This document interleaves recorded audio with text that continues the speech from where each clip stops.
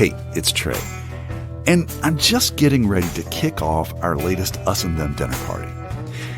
Our show tells stories from America's culture wars, and some years ago, we decided to bring that divide to the dinner table. Conservatives and liberals sit down to share a potluck meal and a conversation on the issues of the day.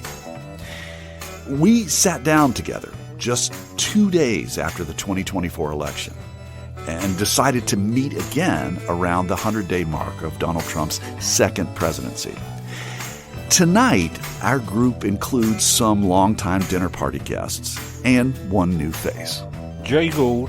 I consider myself a conservative. My name is Elliot Hicks. I'm a progressive Democrat. Gary DeLauder. I consider myself conservative. I'm Lexi Steele. I'm a Democrat.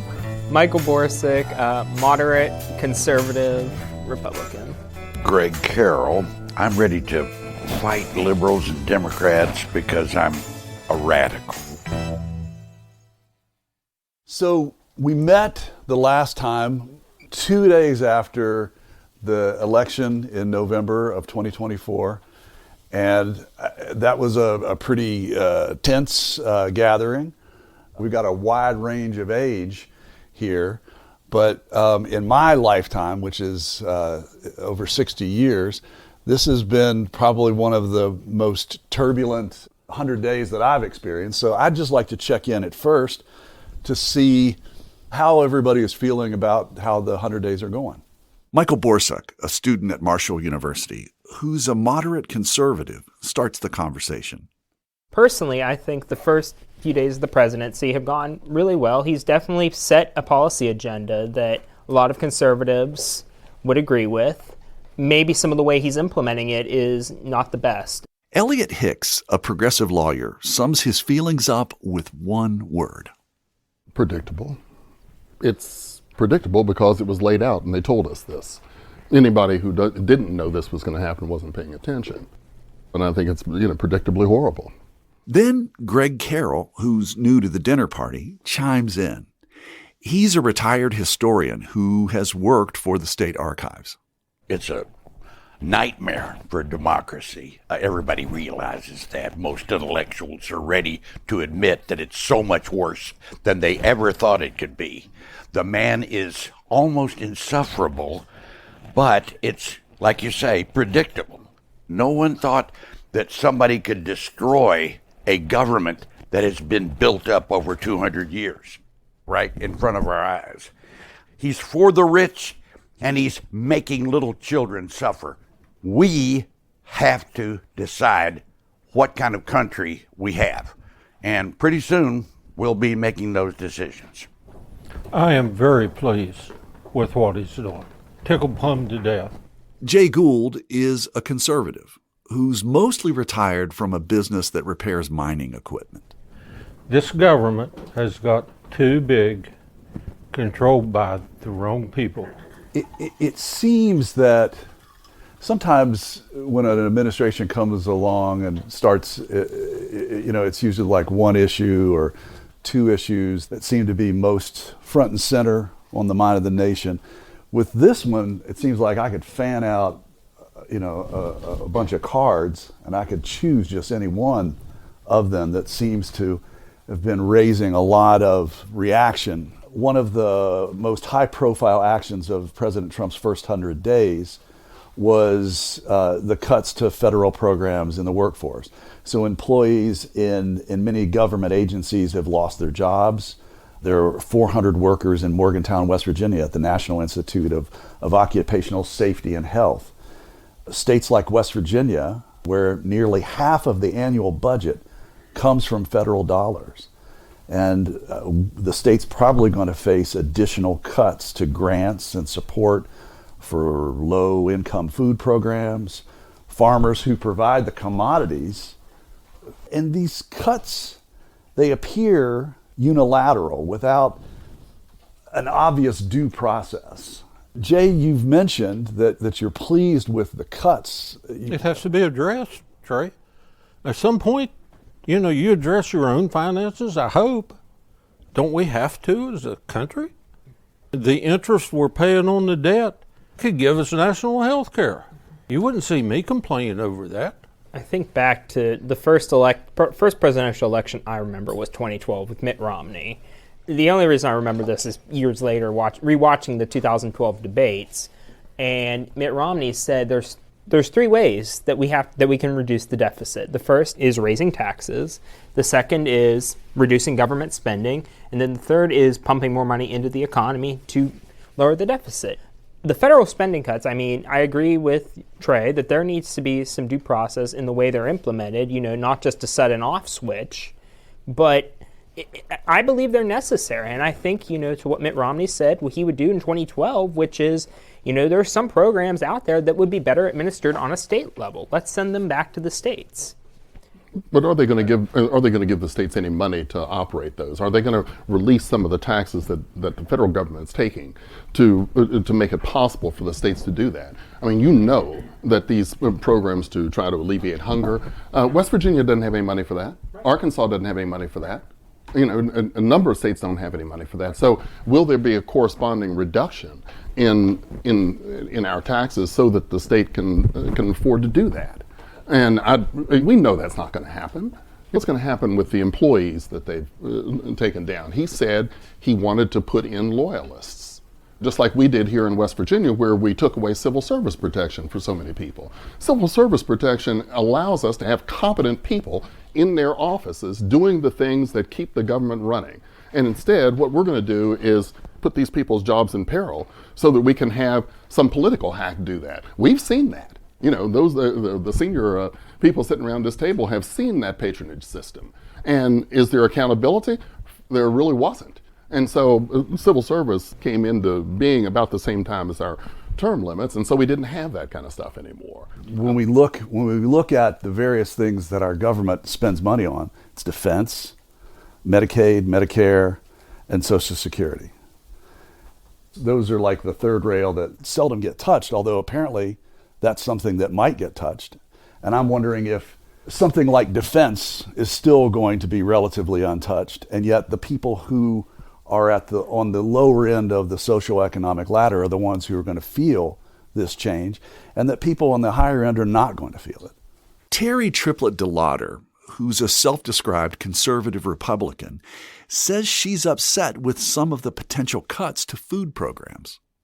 Even though I'm staunch conservative, the farm to table initiative, which is fantastic. They use the local farmers that and then to the schools, and they buy their local produce. I don't know why they cut that. I mean, that really does bother me because that creates jobs all the way around. There's just no reason to cut those. So there are some that I think will be saved. My hope is not necessarily reducing defense, but to bring that money back from who we are paying, all these country paying crazy things overseas, to bring that money back for programs. I mean, put the money back in the programs. Go to the tariffs. That turnaround, if we just got a little bit back on the tariffs. I mean, you're talking about bringing money back here. And therefore, once you bring the money back here, then you can afford to. And I would like... Go ahead. And like I said, I agree with, reducing the spending, making our government more efficient. But in theory, if you were to cut the entire federal workforce, the entirety minus the Defense Department, that only gets you about 8% there in terms of reducing the deficit. Right, the federal workers' salaries represent less than 5% of the federal spending and 1% of GDP, and yet that's kind of where we're going first. You have to save the pennies. But should defense face those cuts as well? Yes, I think we need to look at military spending and where are we sending our money to? I mean, we look at the last administration, how much money we were sending overseas that we could have used here at home. From here, the conversation starts to pivot away from America's budget toward foreign policy. Here's Elliot Hicks. But what we've been able to do with the influence that we've had with our money is to keep ourselves from having to go and fight. The obvious paradigm is Ukraine. To my surprise, Jay Gould opens up a dialogue about the effectiveness of American diplomacy recently and over the course of his lifetime. We're seeing the end of the power structure that was established at the end of World War II. America will defend our allies. The agreement with NATO was 2% of your gross domestic product. We're the only people that done that. We can't afford you anymore. The Cold War, we won the Cold War because they ran out of cards, they ran out of money. If they can be bled down by another country and weakened so they can't threaten us anymore, this is the cost of being an American. I mean, this is who we are and this is what we do. We've had strong influence in the world, and the reason we've had strong influence of the world is that we've used our resources in a way that garners us that kind of influence, and we've been an honest broker up to this point, a country that people could trust. We're not that now. What he's doing is he's putting pressure on the Allies. You pony up. But So why you doesn't he owe put, me a debt. But why doesn't he put pressure on Russia to get out and stop doing this? Well, why because is there Crimea, Do you want- or where they won it, was mainly Russian. Do you want our boys to go fight Russia? No, that's why. That's your alternative. No, it's not. No, it's not. They're No, it's not doing No, it. it's not. No, it's not. Watching this exchange between Elliot and Jay, I was surprised America's place on the global stage was on their minds so heavily. So when we're looking at the talks for a peace agreement, do you like what you're hearing? They're going to end. Russia's going to end up with Crimea, officially. Oh, yeah. I mean, I don't think they had it. that's- They, Like I heard it characterized just today on the news. They were talking about how they're moving this forward, is that it's a carrot and stick thing. That it seems as though there's a lot of carrot for Russia and a lot of stick for Ukraine. And before I know it, we're talking about history and maps. 1850s, Russia was in control of Crimea. A lot of people call that World War Zero. England and France backed Turkey over Crimea. Russia come in and basically took it because there was a dominance of Russian population. And so you're good with that? The Russian people, it's mainly I Russian. don't have a It's- choice, Trey. I don't have a choice unless I send troops over there to throw them out. But I mean, And if you I just don't look wanna at the do that. geography, The- it is the Russian. It's Russia's Russian. going They speak Russian. They're Russian Yeah. in Crimea and that whole the Donbass region. and And- Donbass. And I have to say, that to me seems like an incredible about face from the party of Ronald Reagan, from the party of Richard Nixon. Ronald Reagan and Goldwater would be kicked out of this Republican Party. Reagan was way too liberal for this Republican Party. Way too liberal, way too liberal. Let me ask you this: do you think, if you look at it in one respect, you think that we're giving the carrots to Russia, NATO, after World War II, And the promise was made to Gorbachev At that that point, we would not go east. not go any further east? And what did And we we do? did. We did. But does anybody buy the pitch that we should help our allies because it's the morally right thing to do to fight? We have helped hang our on. allies. To fight countries that try to forcibly overtake sovereign nations and kill innocent people. Okay, if I've got a neighbor and I've got a garden and I raise my food, take care of my family, and I got a neighbor over here that doesn't raise a garden, he's got the same ground, he's healthy. Am I going to take my stuff and give to him? I'm not going to do it.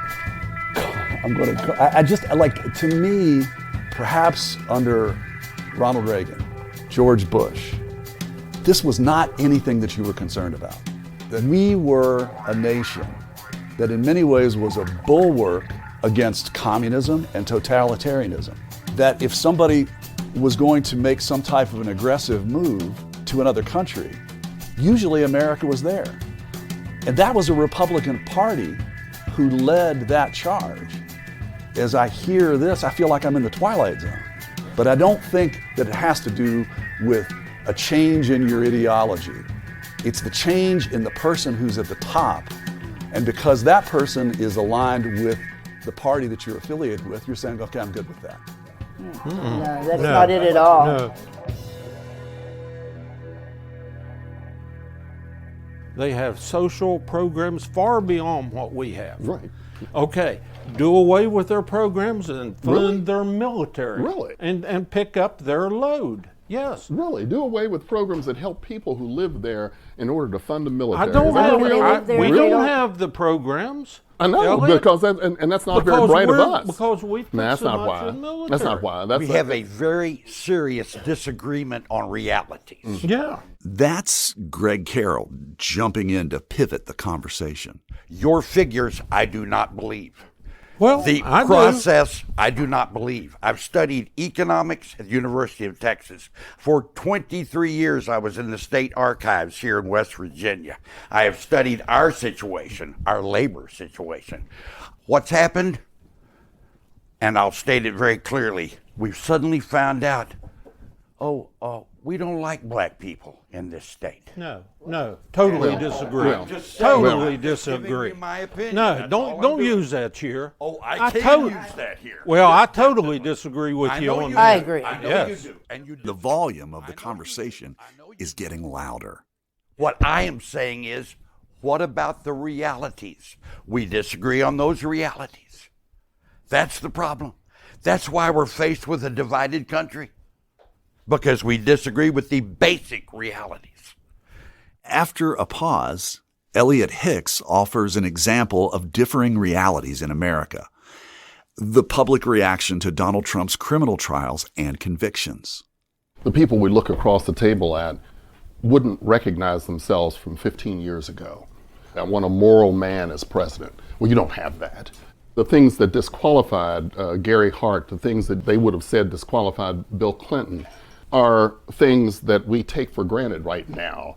We have 1,030 people in our prison in Mount Olive, and all of them went through the same process Donald Trump went through, but the only ones that people are troubled by is when one billionaire goes through the system and is actually convicted. That's the only time anybody has ever, that I hear, the people I know raising any kind of alarm about the criminal justice system and how unfair it is. The only person it's been unfair to is a billionaire. That's a very difficult reality for me to try to swallow. I don't think that's the way it is.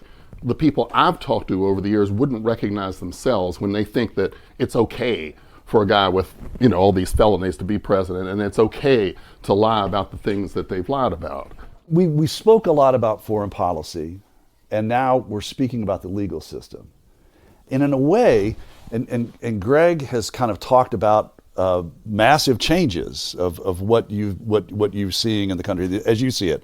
A dangerous attempt at the very rich to take over our country. And so, like, we are looking at a massive shift in our immigration policy and an issue that's been among voters for decades. The case that has come up now, the case of Kilmar Abrego Garcia, a man who was illegally deported to El Salvador, is at the center of this discussion. I explained some general facts about Abrego Garcia's case, starting with his 2019 arrest for loitering outside a Home Depot, followed by inconsistent arguments by police that he was a member of the MS-13 gang. Garcia applied for asylum, saying that he'd been the victim of gang violence in his home country.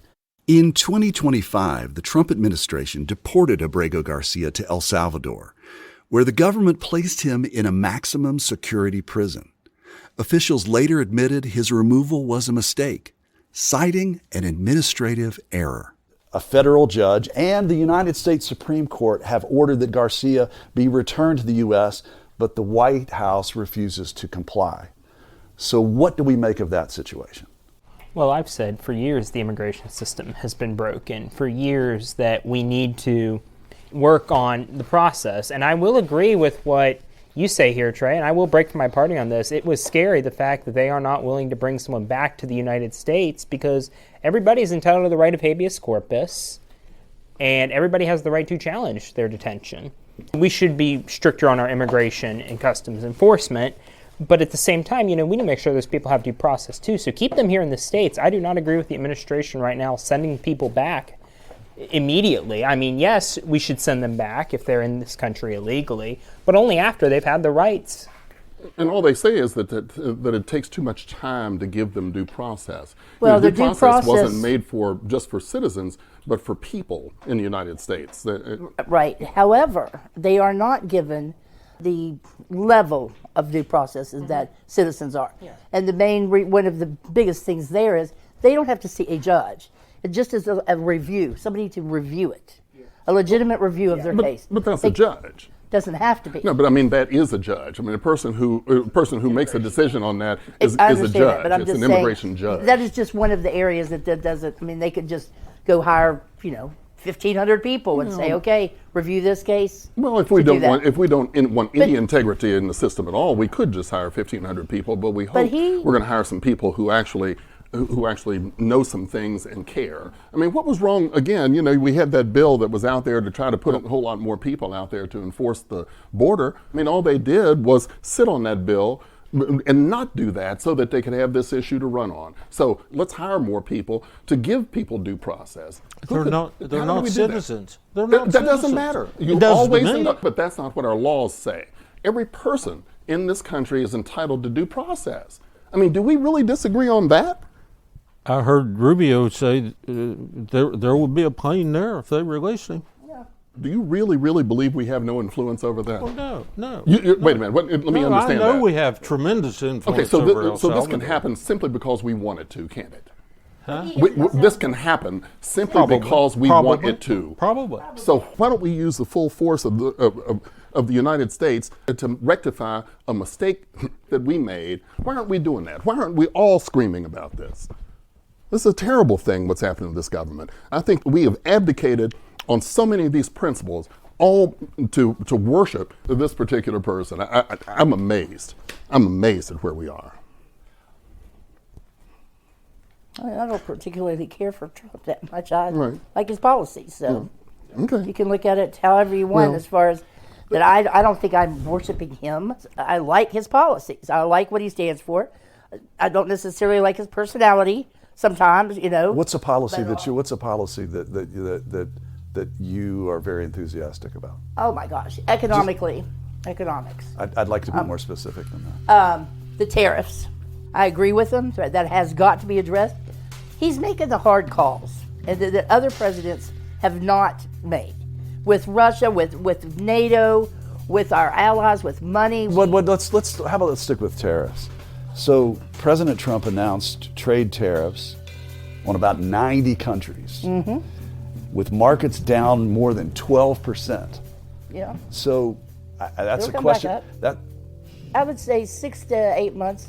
We'll get the money from the students, all the students loans. No, they're going to get their money. The first They're gonna enforcement have, is to hit the students. Those other countries are going to hurt way more than we are.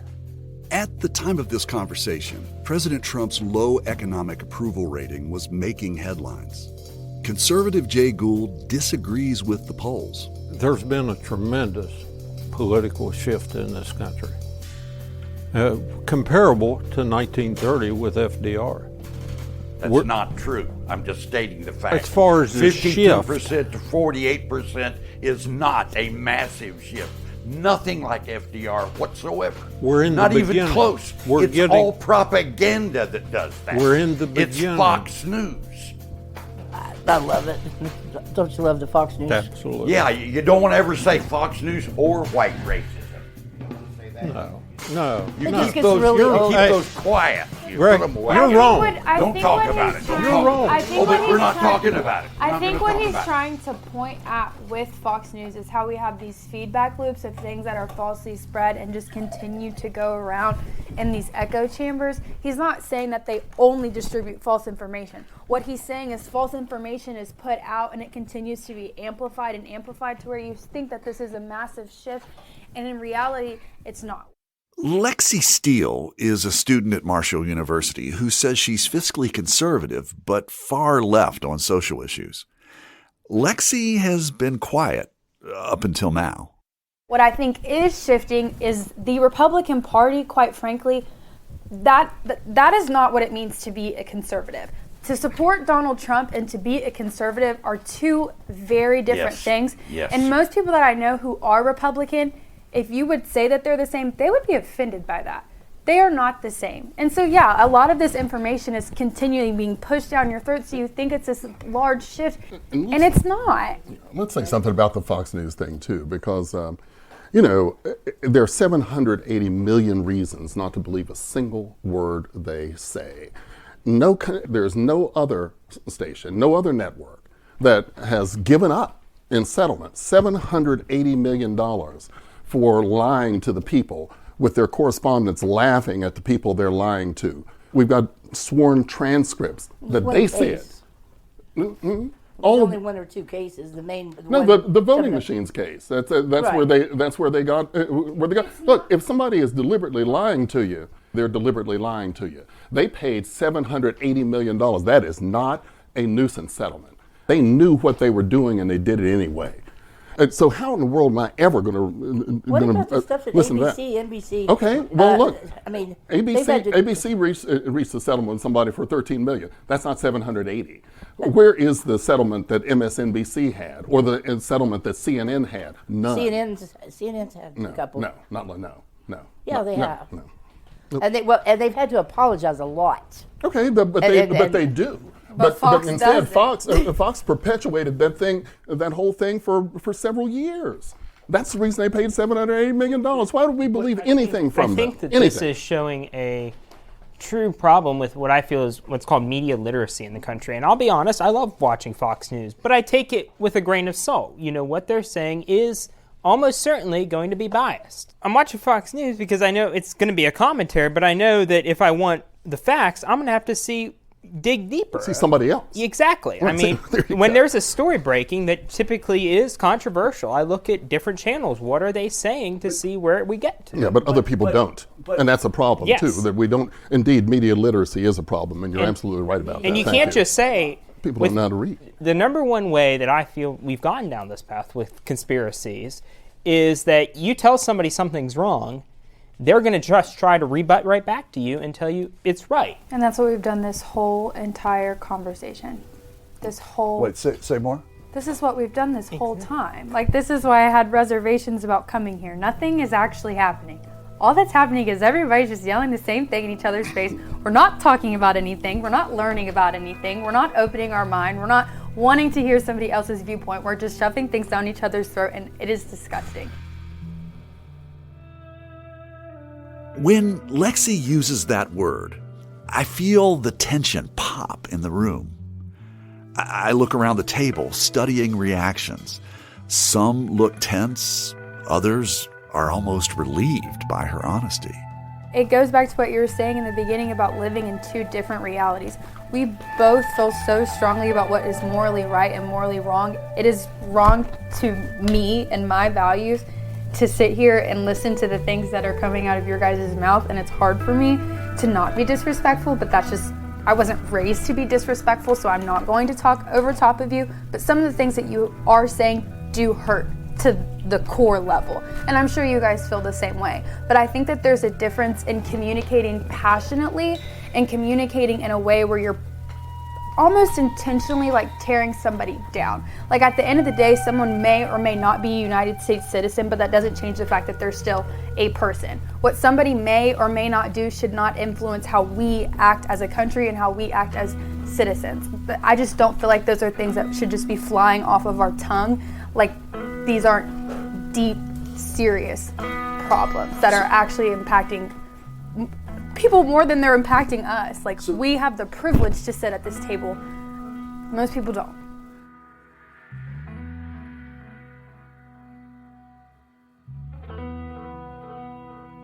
Lexi's word, disgust, hung in the air.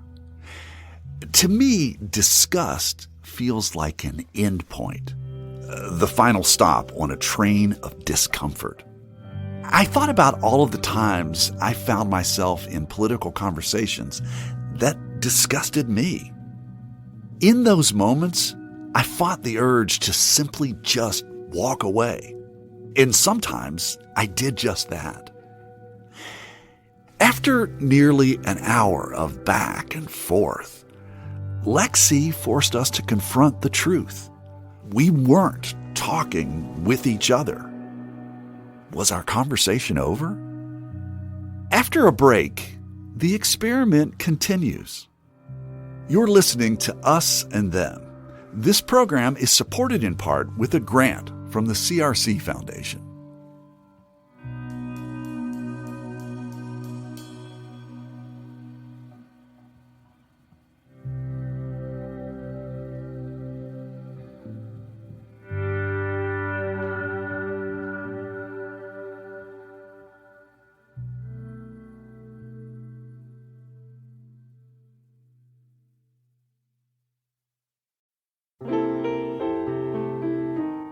difficult times, music gives us peace, brings us together, and helps heal us.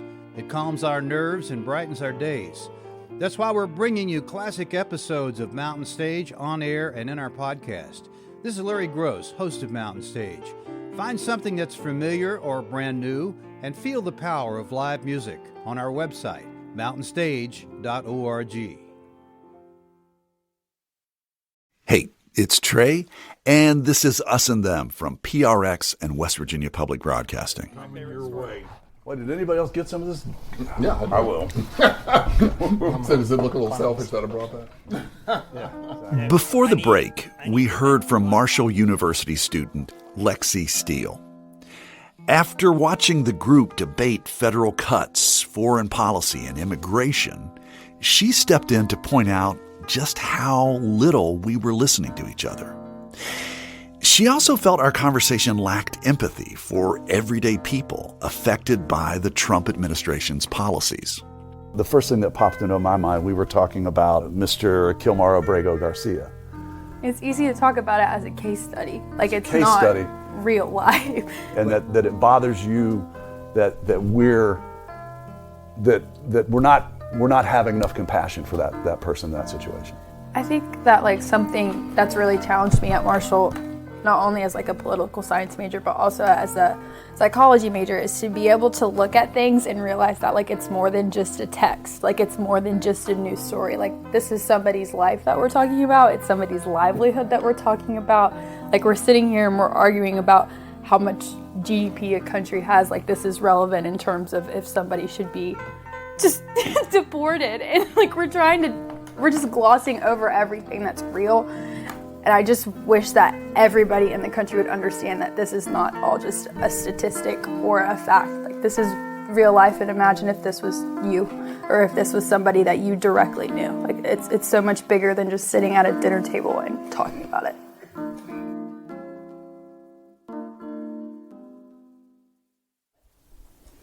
Any thoughts on what Lexi had to say? I understand what she's saying, and I mean, I understand exactly where she's coming from.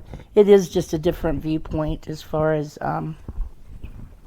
certain things. I mean, the illegal immigrant situation, I'm just kind of passionate about. And I just think that there's enough Americans, I think we should have the jobs first. I don't know what you want to call that. Biased.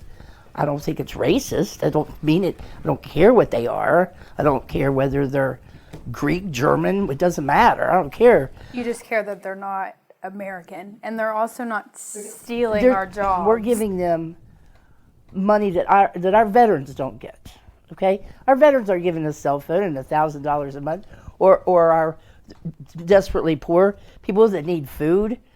I'm just saying that they've been given a whole lot more privilege than what we've given our needy. But you just said it was necessary to cut all of those programs too, so it wasn't that important to have them for you in the first place. Wait, Lexi, are you talking about, like, she mentioned veterans, and are you citing that we're cutting veterans programs too in these DOGE cuts? Is that what you're talking about? It's all inclusive is what I'm trying to say. Like it's so much bigger than this one thing. So yes, like all of these cuts are more than just pinpointing which specific thing and what person it's affecting. Like I didn't know if my mom is still going to have a job. My mom is a therapist. She's a mental health provider. She does telehealth. Like, well, how are we looking at telehealth? Is she going to be grouped over that? She's not a physician, but she is a therapist. Like, what is that going to look like? Medicare and Medicaid, so many citizens here in West Virginia are relying upon that. Like, it's so much bigger than just, well, we're in debt. You owe $106,000. You're going to have to pay it somehow. It's so much bigger than that.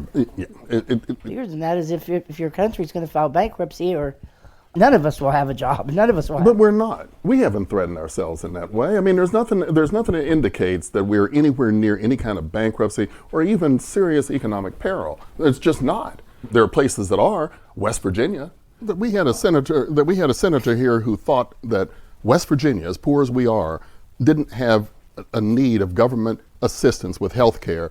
It's about the most delusional thing I could have ever imagined.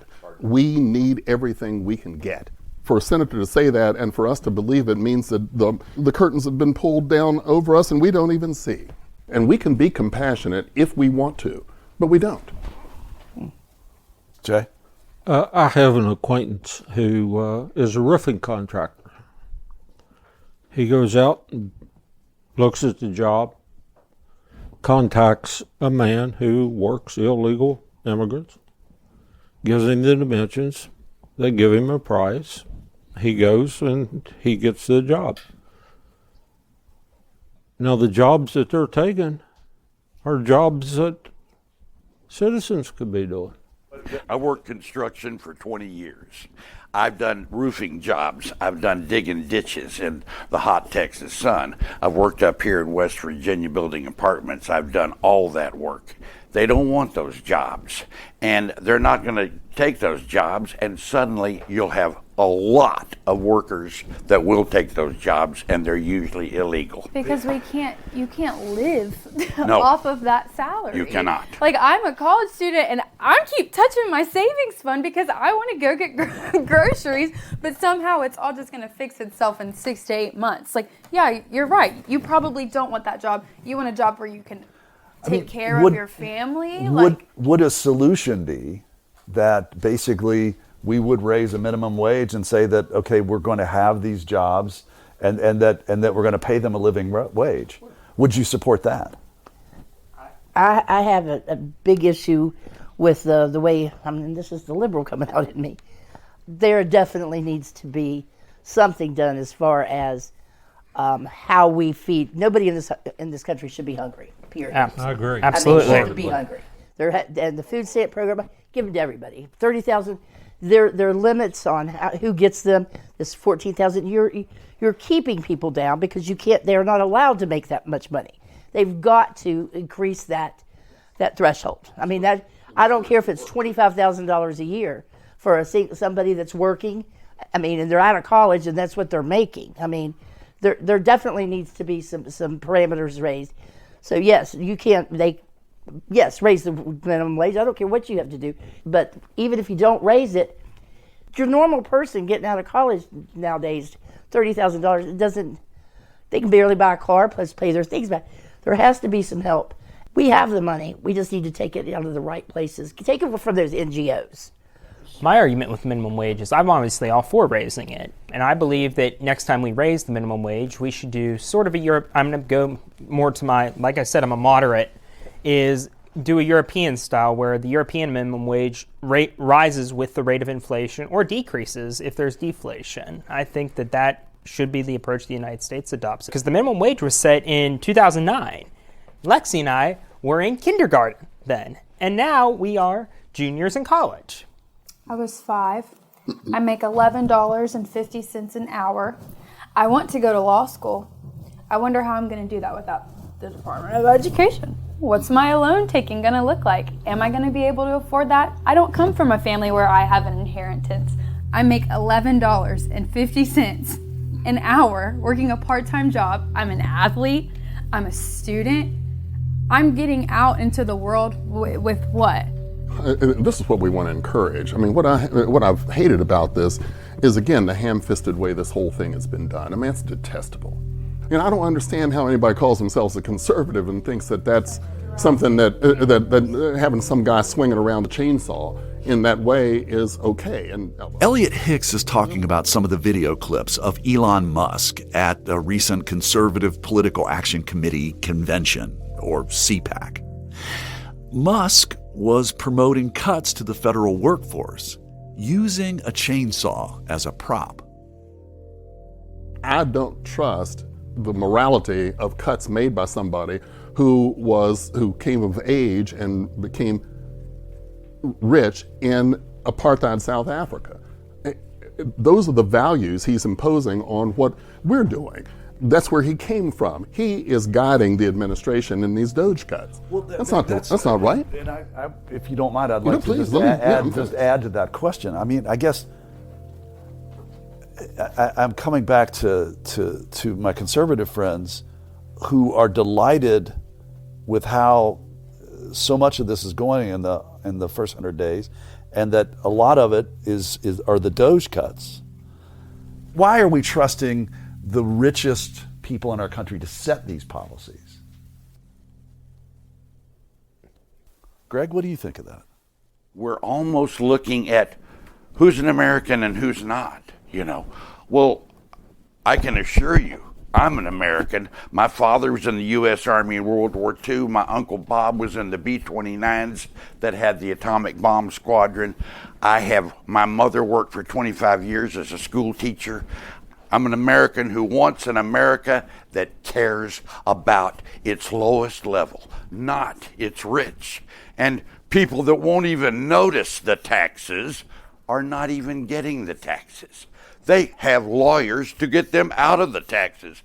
Much, much more money is spent giving them tax cuts than any kind of fraudulent activity some poor folk is doing somewhere in Indiana.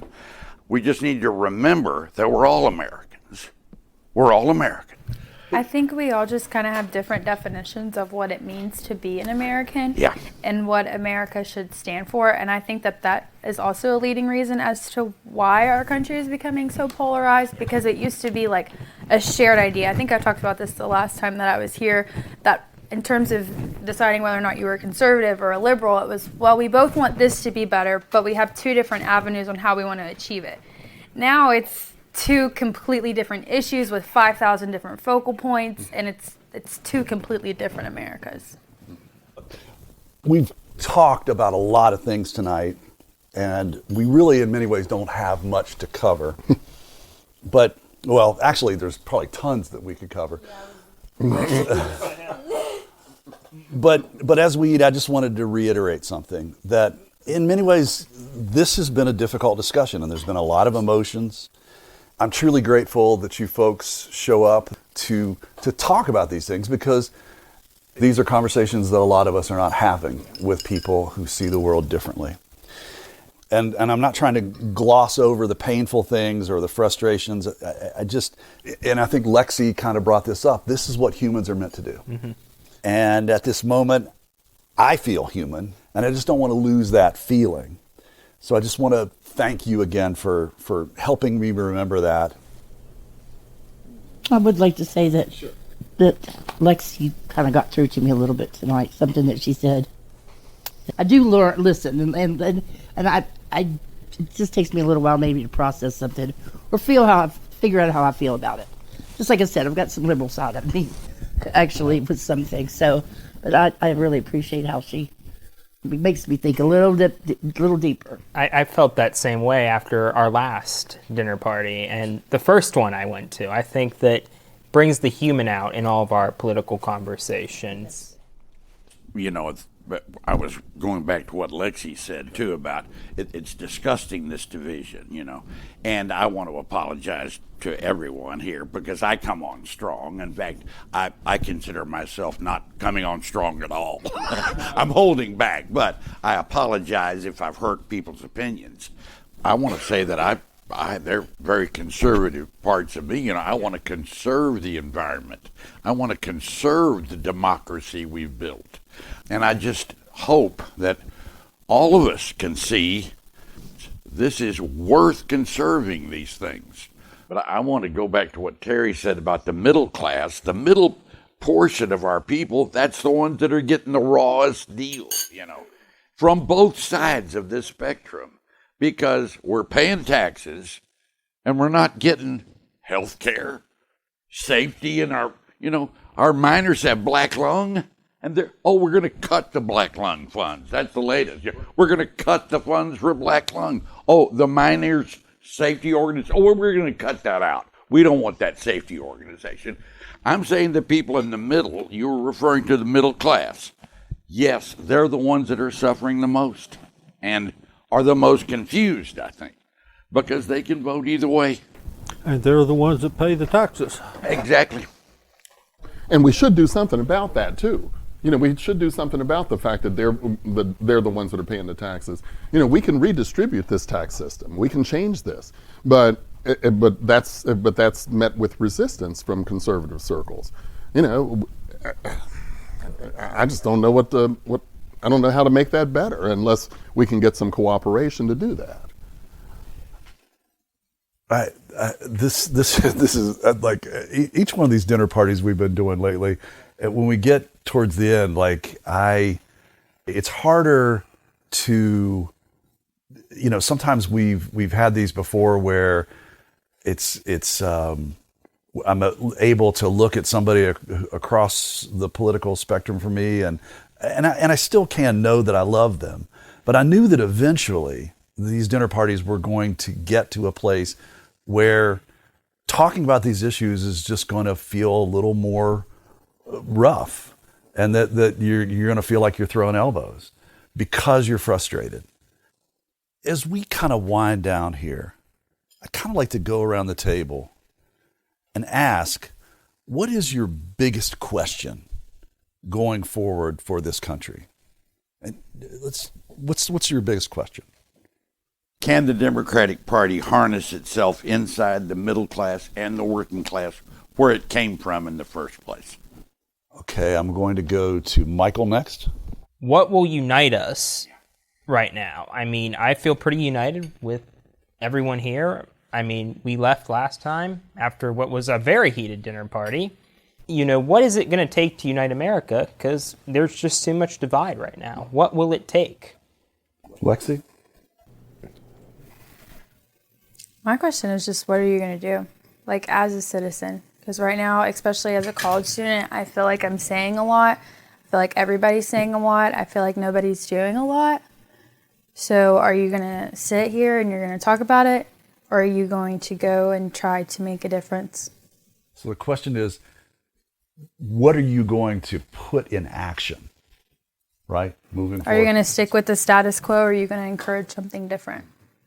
I think for me personally, something that I'm really dealing with and having a hard time with is the way that DEI is looking in the state, specifically on campus. So I serve on the advisory council for the Society of Black Scholars. I come from a predominantly white community.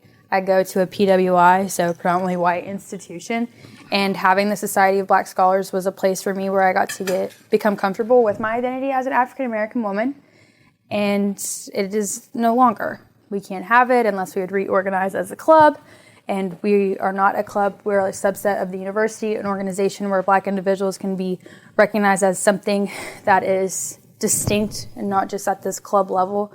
So, something that I can do and something that I have been doing is protesting, is voicing your opinion, is letting people know this is what is really happening. Like I said earlier, it's more than just at the large case study. This is how it's personally affecting me. And I'm also not a West Virginian citizen, so I can't vote in West Virginia, but I feel all of it. And I do as much as I can do.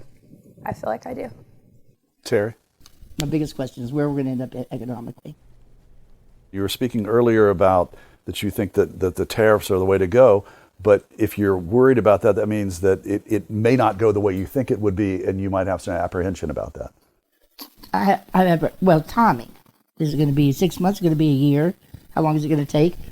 Are they going to stick by it? Or, just the outcome of it. Economically, I'm much more, I guess, questioning of it. I want to go to Jay. The biggest question, I think, before the country is Trump's agenda.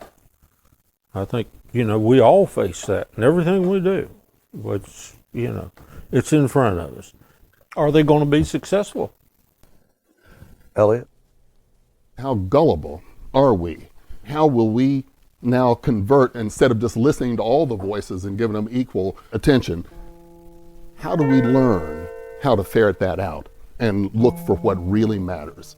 I think that's the big question.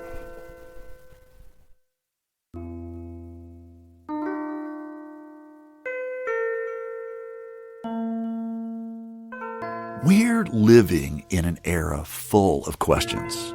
More than ever, America does not seem to know what its future holds. After 2.5 hours at the dinner table, we've barely scratched the surface. By the time we finish our conversation and pick up our plates, it's close to 10 p.m. To be honest, on this night, I'm not sure if our experiment is a success. I do know that every final thought offered at the dinner table resonates with me, regardless of its politics. As our dinner guests depart, I'm not sure when or if we'll join together again. The truth is, I never know. These potluck meals and conversations across the divide only happen when brave people are willing to show up and talk. As an American, I'm always hopeful for another opportunity.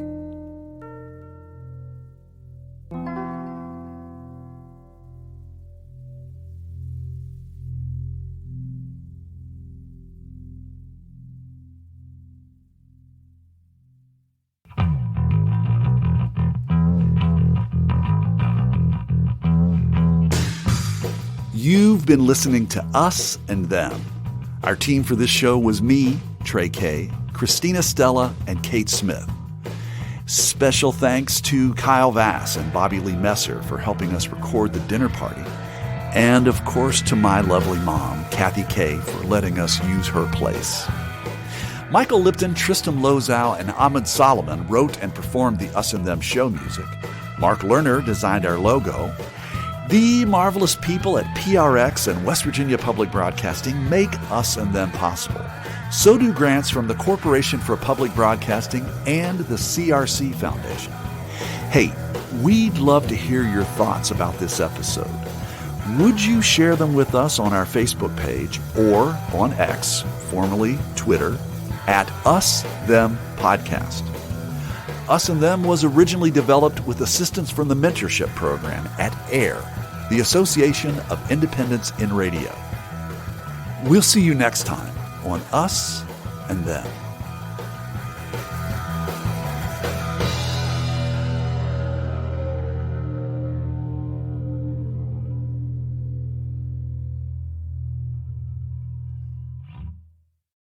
Support for this podcast comes from the Corporation for Public Broadcasting.